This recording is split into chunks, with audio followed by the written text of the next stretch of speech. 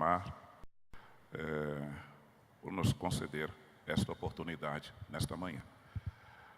Eu estava aqui meditando que um certo rapaz, ele estava junto a uma árvore. E de repente as pessoas começaram a se aproximar, começaram a chegar e começaram a olhar para a sua direção. E foi aglomerando um monte de pessoas, foi se aglomerando, e de repente sacaram os seus celulares e começaram a tirar foto. E o rapaz foi ficando meio sem graça, meio sem jeito, né? Foi ficando meio desconfiado. Mas de repente ele começou a fazer umas poses, né? Começou a fazer umas poses, dar um sorriso, e as pessoas tirando foto. Mas de repente, percebeu-se que não era para ele. Era um mico-leão dourado que estava em cima da cabeça dele. E aí ele ficou sem graça. Mas todos estavam focados, né? Os irmãos perceberam que está todo mundo focado para o púlpito aqui, né? Todo mundo focado. Mas o importante é Ele que está lá em cima, né? É o Senhor Jesus. Eu sei que todos estão voltados para o Senhor Jesus e por aquilo que Ele tem para falar aos nossos corações nesta manhã. Com certeza, em nome de Jesus. Eu quero abrir aqui a minha palavra, lendo os Salmos 12 e o verso 7. Salmo 12 e o verso 7, que diz assim: Tu guardarás, Senhor, desta geração, Tu nos guardarás, Senhor, desta geração, nos livrará para sempre. O salmista, ele estava dizendo que na sua época, na sua geração, no seu dia, Deus haveria de guardá-lo. Não somente ele, mas a toda Israel. Então, em todas as gerações, em todas as épocas, sabemos que há desafios. Todas as épocas têm sérios desafios. Mas em todas as épocas nós temos que ter a convicção de que Deus está conosco, que Deus estará lá. Nós percebemos quando a lição diz, a igreja atual e os desafios, significa que a igreja, ela vem passando por desafios. Ela vem passando por obstáculos. E vem vencendo obstáculos. Nós temos alguns exemplos aqui de homens vencedores que representavam a sua igreja na sua época. Pastor Albino Gonçalves Boaventura, grande vencedor, expoente da palavra de Deus, o exemplo para nós. Brandão Porto, os mais antigos se lembram do Brandão Porto, um exemplo, expoente da palavra de Deus, um grande vencedor na sua época. Paulo Leivas Macalão, o vencedor. Foi um desafio para ele, o fundador da Assembleia de Deus Missão, da Assembleia de Deus Madureira. Foi um desafio para ele, mas ele foi um grande vencedor. Divino Gonçalves Boaventura, vencedor na sua época. E tantos outros nomes e tantos outros que venceram na sua época. Nós temos estes exemplos de homens vencedores, de pessoas que souberam se situar na sua época e que souberam vencer na sua época. Agora, a igreja, em tempos recentes, ela enfrentou alguns desafios interessantes, desafios estes que era permitido, e ela não sabia como se posicionar, e entendeu que não era permitido. Por exemplo, foi um desafio para a igreja a televisão. Que desafio? Foi um desafio, né? Muitas pessoas entendiam que a televisão era do diabo, era do maligno, essa coisa toda. Alguns escondiam a televisão no armário, no guarda-roupa, né? Escondiam a televisão no guarda-roupa. Quando a pessoa chegava, eles fechavam o guarda-roupa. Saber se situar. Código de barras. Que problema o código de barras, né? Entendiam que já era a marca da besta. Problema sério. E outras situações, quando chegou o computador, que dificuldade para se enfrentar o computador, que dificuldade, como foi difícil enfrentar. Então eram coisas permissivas, mas que tiveram uma certa dificuldade de compreender o momento, encarar o momento. se situar no seu espaço. Mas foram coisas que foram passando. E os desafios da igreja atual? A igreja, eu estou falando em termos de Assembleia de Deus. A Assembleia de Deus foi uma igreja que vem lutando, que vem vindo através do tempo. Ela vem lutando, se situando na sua época, no seu tempo. Eu estava lendo uma reportagem da revista Veja de 81. Revista Veja de 81. Naquela época, as igrejas, elas se situavam mais nas periferias. Atingiam as pessoas mais simples, mais humildes. Mas, hoje, a igreja é diferente. A igreja tem médicos, doutores, advogados, tem deputado federal, deputado estadual, a igreja tem senadores, a igreja, enfim, tem pessoas de todos os âmbitos, de todas as áreas. Mas qual é o desafio atual da igreja? Que tipo de desafio a igreja enfrenta hoje? Qual é a situação que a igreja está enfrentando hoje? Amados, observe, a igreja hoje enfrenta desafio de valores. O que são valores? O que é reputado hoje como valores? Houve um tempo que era fácil você definir o que eram valores. O que era, enfim, o que era moral, por exemplo. Era fácil situar. Mas e hoje? O que são valores? Se Pilatos, na sua época, ele disse uma coisa interessante, ele diz, Jesus disse, eu vim para ter testemunho da verdade. E Pilatos fez uma pergunta, o que é a verdade? Se Pilatos vivesse hoje, então, aí que ele ficaria perdido em termos de verdade, em termos de valores. Note, na época em que nós estamos vivendo, na época em que nós estamos se situando, você observa o seguinte, a decadência moral. Decadência moral. As pessoas falam o que querem, não se respeitam mais. A Bíblia diz que por se multiplicar a iniquidade, o amor de muitos haveria de se esfriar. Então nós vemos o amor se esfriando. É tão interessante que na morte da princesa Diana, ela estava viva ainda. Ela estava viva no carro quando aconteceu o acidente. E os paparazzis vieram e começaram a tirar foto dela. A mulher estava sangrando, enfim, e os paparazzis começaram a tirar foto para colocarem nos jornais. E hoje, quando acontece um acidente, as pessoas correm, não querem mais ajudar. Elas querem tirar uma foto para colocar no Face, para colocar, enfim, na internet. Então, o amor tem se esfriado. As pessoas estão tendo dificuldade de se amarem. E uma coisa que eu acho interessante, o comentarista ele colocou aqui, que eu quero compartilhar com os irmãos, ele diz o seguinte, o momento histórico é vivenciado e regido por uma nova cosmovisão, que recusa a reconhecer o absoluto, ou seja, recusa a reconhecer, não existem verdades absolutas. Eu tenho a minha verdade, outro tem a sua verdade, outros têm as verdades, não existe verdade absoluta.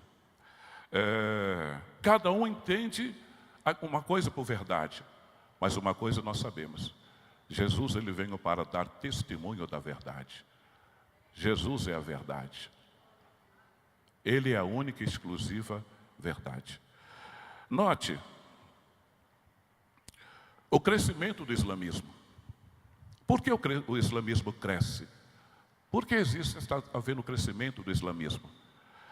A igreja da Europa e a igreja da América, elas começaram a fugir do seu propósito, do seu objetivo. Na igreja da América, havia as igrejas, porém, mesmo nas igrejas havia segregação racial. A igreja branca e a igreja negra, a igreja dos negros, a igreja dos brancos. uma segregação racial. Então, eles não conseguiam pregar um evangelho harmônico. O evangelho, enfim, que Jesus abraça as pessoas, independente da sua cor, independente da sua posição social. A mensagem da igreja é abraçar todos, indistintamente falando. Porém, a igreja pregava o evangelho separatista. E vieram os muçulmanos na América e pregando unidade de povos. Os negros americanos começaram a abraçar o Islã. Os negros começaram, muitos daqueles líderes. Existia um lutador de boxe chamado Cassius Clay. Ele muda de nome para Muhammad Ali, porque percebeu que a mensagem do Islã atendia, enfim, a pedido dos negros americanos. Mas essa não deve ser a mensagem do Islã. Essa deve ser a mensagem da igreja do Senhor Jesus. A mensagem da igreja é uma mensagem diferente, porque o Islã tem uma mensagem que está aqui e para aqui. Mas o evangelho de Jesus é diferente. O evangelho de Jesus tem princípio, meio e fim. Leva os homens para o céu. Leva as pessoas para a eternidade. O evangelho de Jesus é sumamente diferente. Então, primeira mudança do século 21. O mundo que vivemos é muito distinto. O mundo que vivemos é muito diferente. E os acontecimentos nos desafiam. As coisas são desafiadoras. Para vocês terem uma ideia, eu estava conversando com o rapaz. De repente esse rapaz começou a chorar. Ele começou a chorar e eu perguntei para ele: qual o motivo de você estar chorando? Ele disse para mim o seguinte: olha, o rapaz que eu gosto dele me deixou, me desamparou. Eu falei: rapaz, e agora, José? Eu não podia pegar a cabeça dele, colocar no meu peito e dizer: não, ele vai voltar, não se preocupe, ele vai voltar. É complicado, né? Complicado, não podia falar isso, né? Então você observa que as coisas são diferentes. Vivemos numa época totalmente diferente. Estavam duas moças e uma outra senhora, e havia um lugar, elas estavam sentadas no lugar. De repente uma delas diz para a senhora que estava ali: você guarda o lugar para minha esposa? E esposa? Então esta é a realidade. Uma mulher chama a outra da sua esposa. Então é uma realidade que nós estamos vivendo.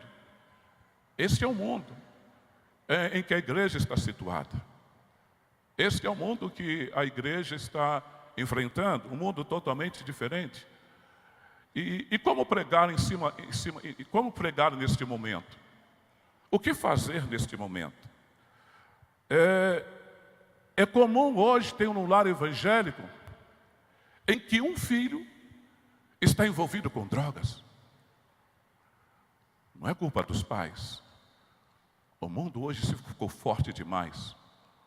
O mundo hoje, ele tem uma mensagem interessante e destruidora.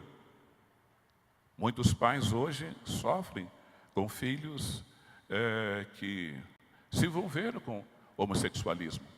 Muitos pais sofrem esta realidade. É uma realidade, é um confronto que muitas famílias enfrentam, que muitas famílias se deparam. E como se situar nesta realidade? O que fazer em cima desta realidade? Nós sabemos que Jesus está aqui. Ele fez uma promessa dizendo que estaria conosco todos os dias até a consumação do século. Eu me lembro de um pai, pastor, que seu filho era homossexual. Eu acredito que muitos viram num vídeo esse testemunho. E o pai levava o seu filho para a igreja travestido de mulher. Levava o seu filho. E ele dizia: este é meu filho. E os membros da igreja olhavam para aquele rapaz e riam do pastor. E o pastor dizia: Deus tem um plano na vida do meu filho. Ele vai ser um profeta de Deus. Deus tem um plano na vida dele. Todo mundo debochava. E aquele rapaz ridicularizava o seu pai. Ridicularizava. Tinha seio de mulher, enfim. Mas num determinado dia, o pai incansavelmente orava por ele e buscava ele nas orgias e buscava e dizia para os amigos dele: esse aqui é meu filho, Deus tem uma promessa na vida dele. Acreditava. Quando foi um determinado dia, o Espírito de Deus trabalhou na vida daquele rapaz. E aquele rapaz foi liberto pelo poder sacrossanto da palavra de Deus. Jesus libertou ele. Se despiu daquela visão de mulher, e começou a pregar o Evangelho com toda a autoridade de Deus, com toda a autoridade do Senhor. Mesmo na adversidade é preciso acreditar. Neste século adverso, neste século cheio de problema, eu tenho que acreditar nas promessas de Deus, na minha vida, no meu lar, na vida dos meus filhos. Eu tenho que acreditar na promessa. Precisamos acreditar, precisamos saber se situar. Porque no passado, meus irmãos, os problemas da igreja eram outros. Os problemas da igreja eram outros tipos de problemas. E havia uma facilidade até de identificação. Porque a identificação era uma identificação através da roupa, do penteado da mulher, os cabelos compridos, coque, aquelas coisas todas, né? Os homens engravatados e colarinho, a camisa abotoada tem em cima, aquela questão toda. Mas não é isso que faz um crente. Não é isso que faz um crente. O crente, mesmo independente dessas situações, desses apetrechos todos, ele tem que dar um testemunho da sua alma, do seu interior, do seu homem interior, do que está dentro dele. Então hoje, a identificação não há mais pelo coque. A identificação hoje já não é mais por aquela camisa abotoada até em cima. A identificação hoje é o seu testemunho pessoal. É a sua forma de ser, de agir. É a minha forma de ser, de agir. Hoje o testemunho é este. O testemunho, enfim, no seu trabalho, onde você está, enfim, não é o seu cabelo que prega, não é mais, enfim, a sua roupa que não é mais, assim, embora importante, mas não é mais esse o fator que prega. O que prega hoje, na realidade, é a sua pessoa. É você do jeito que você é, do jeitinho que você é, a sua esperança, é a sua forma de ser, é a sua forma de agir. Note, nós vivemos numa época do pânico, do desespero, do desemprego. E as coisas não vão mudar assim. As coisas não vão mudar de um dia para o outro. 13 milhões de desempregados. 13 milhões de desempregados. Isto dá um montante aproximadamente de 20 milhões de pessoas que padecem alguma situação. 20 milhões de pessoas, de brasileiros que padecem de uma situação.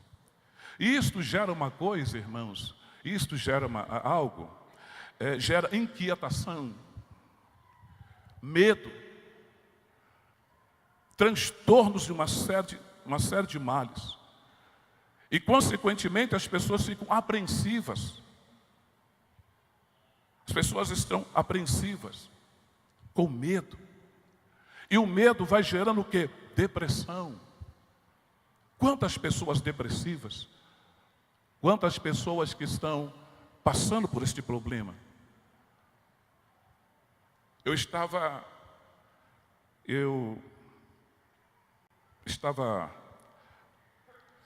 conversando com muitos irmãos conhecem a pastora Hélida aqui. Irmã Hélida, esposa do pastor Paulo que dorme no Senhor. E eu fui conversar com a Estherzinha, a filha.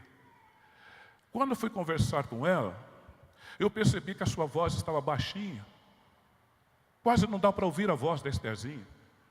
Uma menina de 24 anos de idade. Quase não dá para ouvir a voz dela. E, de repente, a irmã Herda se aproxima e diz, ela está depressiva. Até hoje, fazem 10 anos, até hoje, ela não conseguiu assimilar a morte do seu pai. Você está entendendo? Então nós vivemos numa época difícil.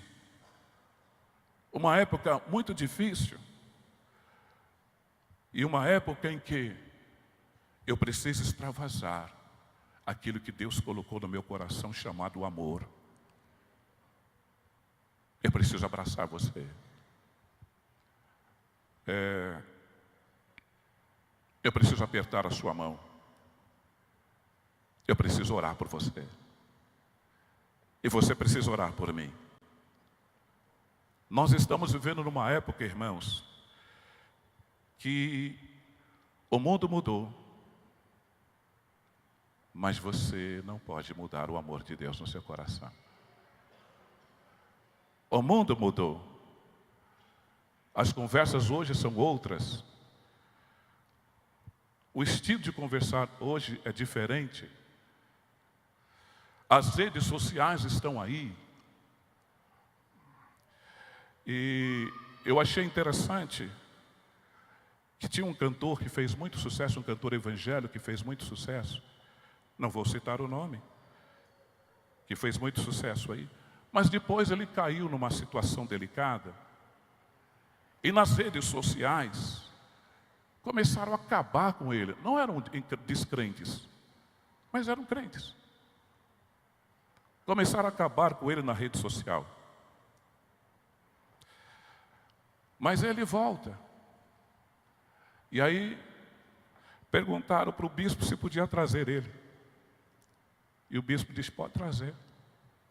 Isso é igreja. Igreja, irmãos, é aquela que perdoa. Igreja é aquela que perdoa. Nas redes sociais, eu não devo me preocupar em denegrir a imagem de ninguém. Nas redes sociais, se eu puder colocar coisa boa, amém. Se eu não puder, fico calado. Essa denegrir a imagem dos outros é uma tarefa suja do maligno. É o maligno que tem que fazer isto. O maligno que tem que fazer o trabalho sujo de denegrir, de destruir imagem de pessoas, de colocá-las no pó, porque está escrito que ele viria se alimentar de pó todos os dias da sua vida. Mas a minha posição como igreja, posicionada neste século, é abraçar pessoas, é falar bem das pessoas. Se ele cair, eu vou acreditar que ele vai se levantar. Deus vai levantar ele. Deus vai levantá-lo, Deus vai trazê-lo de volta. Esta é a minha posição. O mundo, queridos, o mundo, hoje ele não está brincando de ser mundo. O mundo resolveu ser mundo mesmo, mundano. Alguns países liberou geral a maconha, liberou droga. As pessoas estão vivendo uma vida sarjeta. A televisão, antigamente uma coisinha chamada censura. Porém, hoje não existe mais isto. Quem faz a censura é você na sua casa. Porque falam-se palavrões abertamente, xingam abertamente. Não há mais valores. É tão interessante hoje que antigamente um presidente da república, um governador, ele chegava em determinado lugar, independente do seu jeito de ser, as pessoas respeitavam. Hoje não. Os contrários xingam. Os contrários xingam. O governo foi estabelecido por Deus. Deus determinou o governo. Mas hoje não existe mais respeito aos governos. Se bem que muitos governantes não se dão respeito. Porém, hoje não existe mais o respeito. Que mundo estranho é este? Que mundo sem valores? O tratamento entre pais e filhos é um tratamento diferente. E aí, velho? Tudo bem, velho? E aí? O filho vai sair, a filha vai sair. A filha vai sair, o pai diz: ô minha filha, não se esqueça de levar aí não se esqueça de levar o preservativo. Leva o preservativo. Ou senão, seu namorado vai dormir aqui em casa, no seu quarto. São valores. Estranhos valores. Mas a sua família é sagrada, meu irmão. A sua família é sagrada. Seu filho é bênção de Deus. Sua filha é uma bênção. Bendito seja Deus por causa disto. Louvado seja Deus. Eu tenho um rapaz que mora em São Paulo, o Abner. E tenho um filho aqui, o Adriel. O Adriel, ele está meio tranquilo na fé. Está meio tranquilo na fé. E o meu filho escreve para ele dizendo: Adriel, deixa eu dizer algo a você. Você pode fazer muitos planos nesta vida. E você pode ser bem-sucedido. Mas se Deus não estiver na sua vida, os planos não valem nada. Não valem nada. Você é muito mais inteligente do que eu. O Abner falando com o Adriel. Você é muito mais inteligente do que eu, muito mais capaz do que eu. Mas uma coisa eu quero dizer a você. Se a sua inteligência não estiver embasada na palavra de Deus, sua inteligência não vale absolutamente nada. Uma coisa eu digo a você.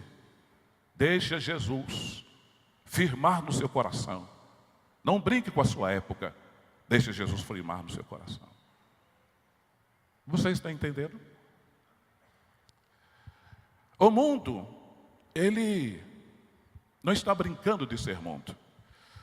O mundo está verdadeiramente sendo mundo. Hoje um bandido, ele não se preocupa simplesmente em tirar um celular de uma pessoa. Ele quer matar a pessoa. Ele quer matar. Isto é mundo. O mundo hoje não está brincando. Vocês viram esses dias atrás aí, um carro ia passando, passou, a roda do carro passou numas pedras e espirrou a pedra num carro. E o dono do carro ficou furioso com aquilo, foi atrás do rapaz, correndo atrás dele, para o carro na frente dele, para que ele pagasse o prejuízo, se identifica como policial. E o rapaz disse: mostra então, se o senhor é um policial, mostra, enfim, se identifica como policial. E ele não mostrou, o rapaz pegou o carro e foi embora. Ele só atirando no carro. Ele saiu atirando no carro. Eu não estou me atendo muito aqui, eu estou me falando mais acerca das coisas que realmente estão acontecendo na nossa época, nos nossos dias. É este mundo que nós estamos enfrentando. Esses são os desafios da igreja atual. Esses são os nossos desafios. Os desafios do dia a dia. Agora, os desafios da igreja. Salomão afirma em Eclesiastes 9 que não há nada novo debaixo do sol. Alguns desafios atuais já foram confrontados pela igreja primitiva. Só que agora possui uma roupagem moderna e sedutora que não passa do engodo. Queridos, veja o que acontece hoje. A mensagem da igreja é uma mensagem de cruz, de sangue, de perdão de pecados, transformação de vidas. Esta é a mensagem central do Evangelho de Jesus Cristo. Cruz, perdão de pecados, derramamento de sangue, transformação de vidas. Agora, observa-se que hoje, muitas igrejas na Europa, e por que não dizer na América, mudaram o foco. A mensagem central hoje, você pode ter. você pode, enfim, conseguir. Isso é importante. Então prega-se muito materialismo, prega-se muito o ter. Tem muitas pessoas que vão partir para a eternidade sem ter nada, mas vão para o céu. Lázaro morreu indigente, mas foi recebido pelos anjos na eternidade. Tem muitas pessoas que pagam aluguel. Muitos vão partir para a eternidade pagando aluguel. Só que tem uma casa comprada pelo sangue de Jesus lá na eternidade. Uma casa comprada lá. Tem muitas pessoas que sonham, mas o seu sonho não vai ser realizado. Não estou profetizando aqui coisa contrária. Esta é a realidade da vida. Esta é a realidade da vida. Uns são patrões, outros empregados. Isso é a realidade. Porém, a nossa esperança não está fincada aqui. A nossa esperança está fincada na eternidade.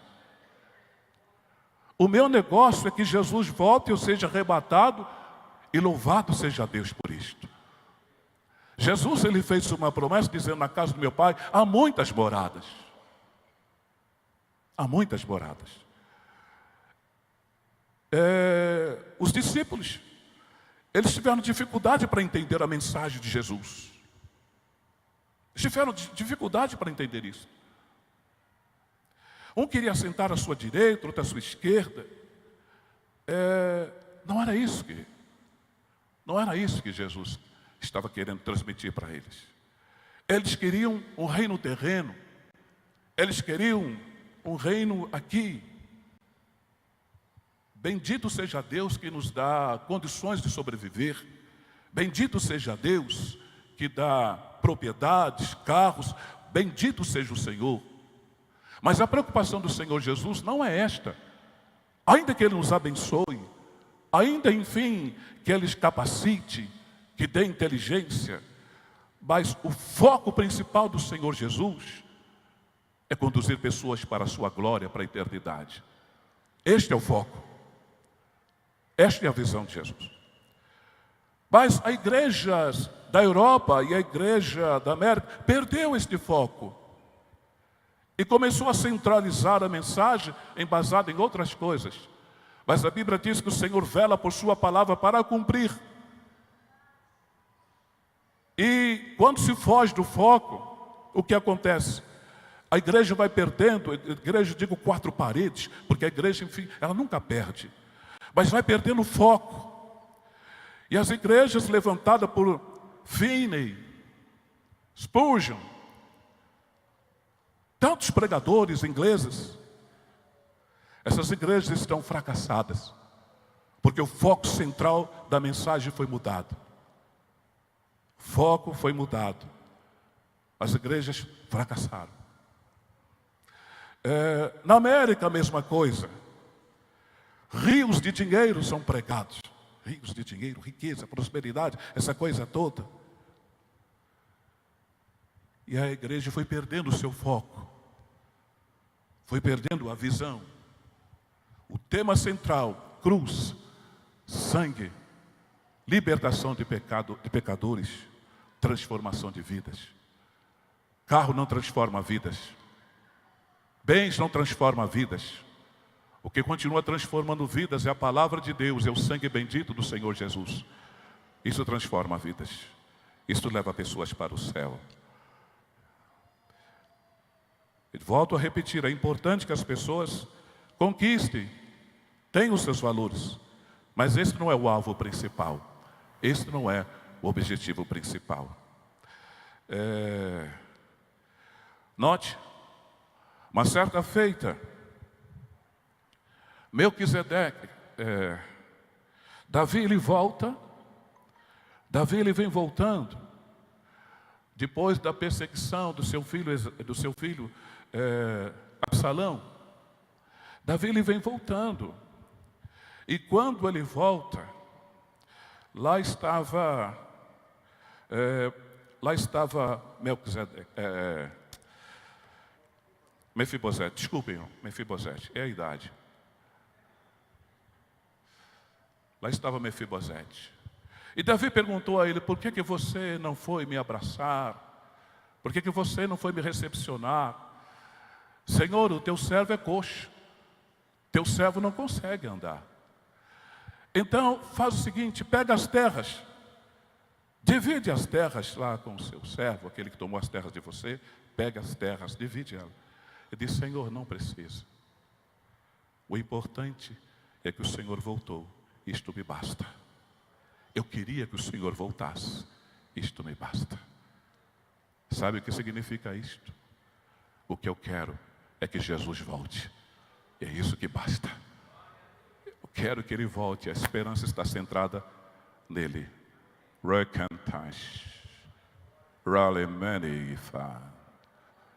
Bendito seja Deus. Coloque a mão no ombro do seu irmão aí, meu querido.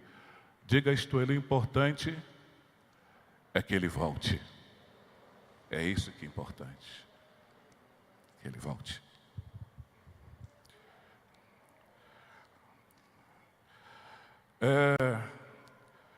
As coisas desta vida, elas não podem nos tirar do foco. Deus, Ele pegou e colocou lá no meio do Éden, colocou várias árvores e colocou a árvore do conhecimento do bem e do mal. Com quem diz: eu não vou tirar esta árvore daí. Eu quero que vocês aprendam a conviver com a diversidade. Que vocês saibam conviver com a diversidade. Que tenham sabedoria para enfrentar a diversidade. Estou parafraseando aqui, não está escrito, né? A diversidade vai tentar seduzir você. A diversidade vai tentar tirar o seu foco, tirar a sua visão. A diversidade é chamativa, ela é atraente, é até imponente. A diversidade, ela tem uma capacidade de sedução terrível. Mas todas as vezes que eu vier aqui, eu quero conversar com você no jardim. Porque eu sou mais importante do que os atrativos da diversidade. Sou mais importante. E a diversidade, meu querido, ele está aí, desafiando. Está aí. Um vinho importado é bom, né? Oh, aleluia. Mas é importante? Interessa? Uma cervejinha gelada, hein? Mas importa? Interessa? Não interessa. Não é. Todas as coisas me são lícitas, mas nem todas as coisas me convêm. Todas as coisas me são lícitas, mas não vou me deixar dominar por nenhuma delas. Porque o meu foco está na cruz. O meu foco está no Mestre. O meu foco está nele.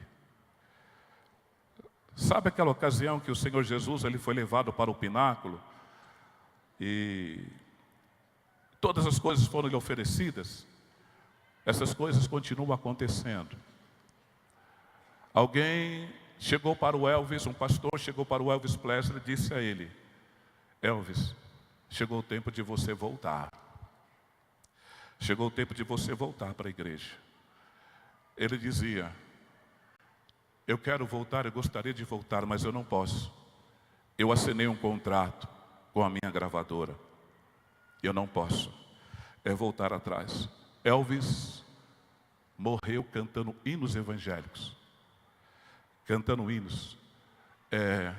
Dopado. Drogado. Cantando hinos. Mas sem força para voltar. Sem força para retornar. Porque o fruto da árvore da vida foi mais forte do que ele. Ele se deixou ser mais forte do que ele. Mas eu quero dizer algo a você. A palavra de Deus é mais forte do que tudo que você possa imaginar. A palavra de Deus é mais forte do que os meus desejos, do que os seus desejos, do que a minha vontade, do que a sua vontade. O importante Jesus ele falou uma coisa interessante.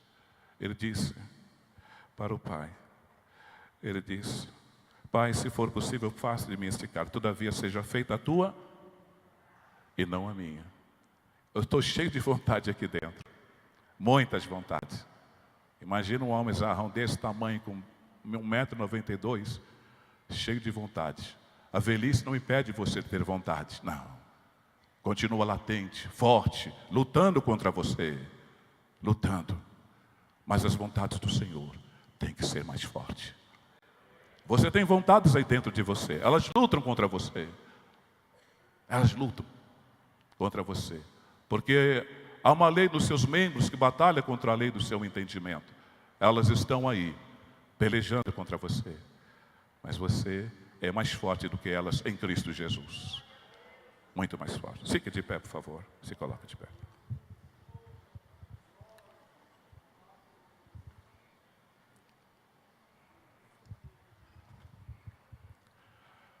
O mundo hoje, ele é mundo. Nós não vamos mudar o mundo. Não. E nem temos condições para isso, de mudar o mundo. Mas o mundo também nunca irá nos mudar. O mundo não tem força para nos mudar. Nós fomos comprados pelo sangue do Cordeiro. E o sangue do Cordeiro garante a nossa vitória.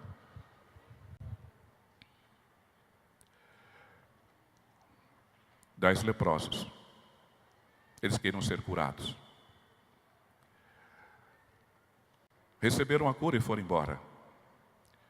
Fizeram de Jesus um objeto de barganha. Fizeram de Jesus simplesmente objeto para receber aquilo que eles queriam e foram embora. Mas um voltou para agradecer. E nós estamos aqui nesta manhã agradecidos a Deus por tudo que Ele tem feito para conosco. Deus e Pai, muito obrigado, Senhor, porque nós somos igreja, compradas pelo sangue do Cordeiro. Muito obrigado porque o Senhor mudou a nossa vida, despiu-nos do velho homem e nos deu uma roupagem nova. E nisso te louvamos em nome do Senhor Jesus. Pai, e a nossa expectativa maior é que o Senhor volte para buscar a sua igreja, para nos buscar. Este é o nosso foco, esta é a nossa esperança. Ó Deus, passarinhos, como diz o hino, e belas flores querem nos encantar, mas são vãos terrestres resplendores, porque o nosso foco maior está no Senhor. O Senhor, ó Deus, é aquilo que nós precisamos, é aquilo que nós desejamos. O Senhor é a nossa alegria, o nosso prazer, o nosso alvo, é o nosso objetivo. O Senhor, meu Deus e meu Pai, é o nosso tudo, é a nossa esperança. O Senhor é aquele, meu Pai, que alegra o nosso coração. Ainda que o nosso coração esteja triste, mas na Tua presença, até a tristeza, ela salta de prazer. Nós te adoramos, Pai, e te louvamos no nome de Jesus.